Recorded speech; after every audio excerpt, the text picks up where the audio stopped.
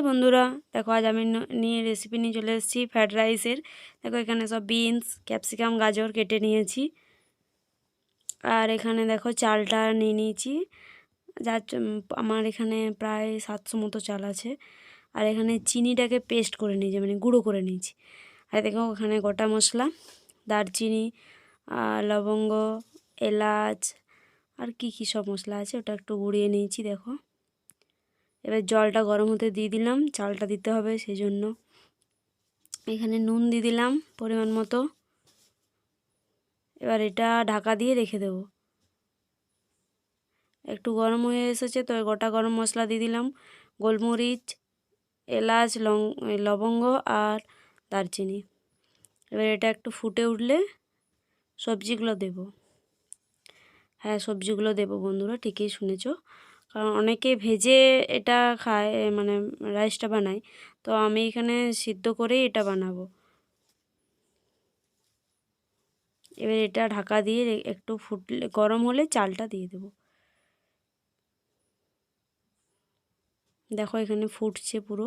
এবার চালটা দিয়ে দেব, চালটা ধুয়ে দিয়ে দিলাম। তাহলে এখানে এরকমভাবে সিদ্ধ করে নিলে ঘি বা তেল একটু কম হয় আর কি রাইসটাতে। এমনিতেই তো ঘি তেল ছাড়া ওটা হবে না, তাহলে যতটা কম করা যায় আর কি ততটাই ভালো শরীরের পক্ষে, সেই জন্য সিদ্ধ করে নিচ্ছি। এবার এটা ঢাকা দিয়ে দিব, এটা চালটা সিদ্ধ হোক তখনকে।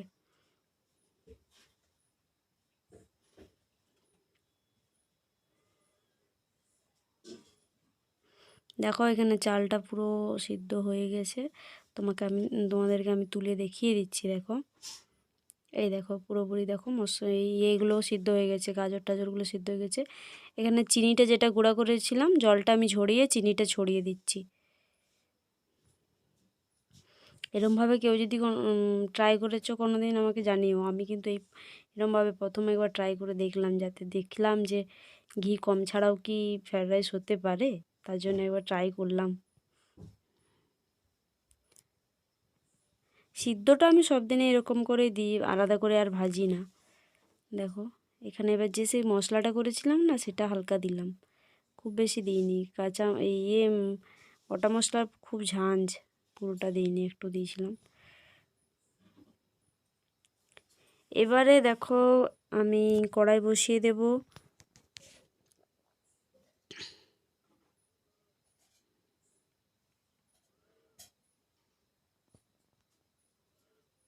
এবারে কড়াই বসিয়ে দেবো, তার আগে তোমাদেরকে বলে দিই, এটা এখানে আমি ঢাকা দিয়ে একটু রেখে দেবো, যাতে এই গরম মশলার ইয়েটা না বেরিয়ে যায়। এটা ঢাকা দিয়ে একটু একটু রেখে দিলে ভালো ফ্লেভারটা বা সেন্টটা ভালো আসে আর কি। দেখো ঢাকা দিয়ে দিলাম। এবারে কড়াইয়ে একটু সাদা তেল দিয়েছি আর ঘি দিয়েছি।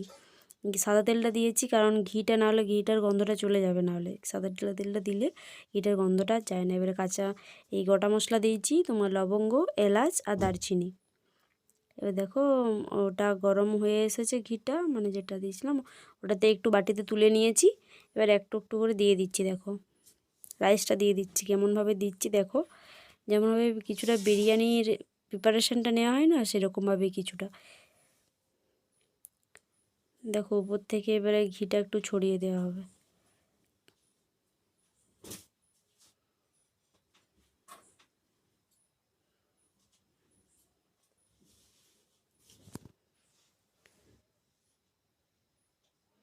দেখো এবার বাকি যেটা ছিল সেটাও দিয়ে দিলাম।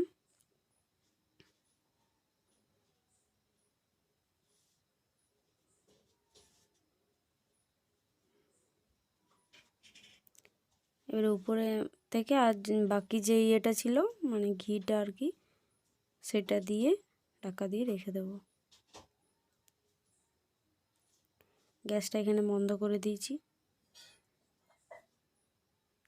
তারপরেও আর একটা জিনিস দেবো, দেখো এটাতেও কিন্তু আরও একটু ফ্লেভারটা ভালো আসবে।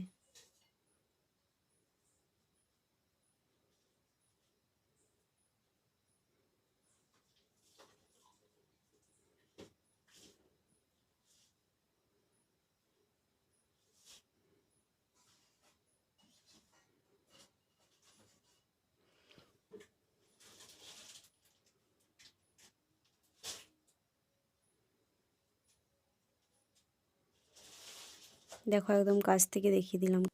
এবার দেখো একটা টুইস্ট আসছে। আশা করি ফ্রায়েড রাইস এরমভাবে সবাই বানায় না, আমি একটু টুইস্ট এনেছি এর মধ্যে। একটু হালকা দুধ দিলাম, দুধ দিয়ে এটা একবারে টাইট করে ঢাকা দিয়ে রেখে দেবো। এখানে গ্যাসটা বন্ধ করে দিব, আর গ্যাসে দেওয়া রাখার দরকার নেই। দেখো এখানে এবারে রেখে দেবো বাকিটা। এবার নামিয়ে নিলাম। দেখো কি দারুণ হয়েছে। এই ভিডিওগুলো যদি তোমাদের ভালো লেগে থাকে তো প্লিজ আমার চ্যানেলটা সাবস্ক্রাইব করবে, বেল আইকনটা দাবাবে, অ্যান্ড লাইক করবে, কমেন্ট করবে, শেয়ার করবে বন্ধুদের সাথে। সেদিন রাত্রের ডিনারটা একবার দেখে নাও বন্ধুরা। ফ্রায়েড রাইস আর চিকেন।